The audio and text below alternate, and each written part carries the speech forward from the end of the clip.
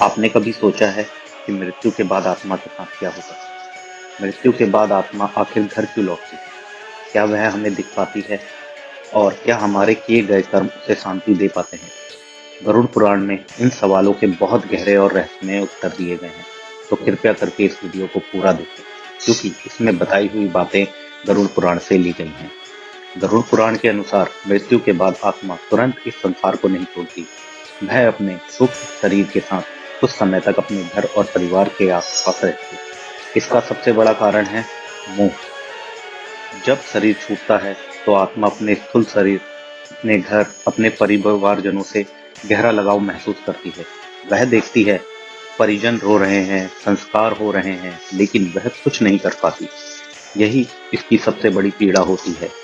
फिर गरुड़ पुराण बताता है कि यमदूत आत्मा को यमलोक ले जाने आते हैं, लेकिन वे आत्मा को लगभग 24 घंटे के लिए घर पर छोड़ देते हैं, ताकि वह अपने सूक्ष्म शरीर के साथ अपने परिवारजनों को आखिरी बार देख सके। इसके बाद आत्मा लगभग 13 दिनों के अपने घर में ही रहती है। वह देखती है कौन रो रहा है, कौन उसे याद कर रहा है और कौन उसके लिए कर्म कर रहा है। गरुड़ पुराण के अनुसार परिवारजनों का अत्यधिक रोना आत्मा को और अधिक बांध देता है। इन्हीं 13 दिनों में किए गए श्राद्ध, पिंडदान और तर्पण आत्मा को ऊर्जा, शांति और आगे की यात्रा की शक्ति देते हैं।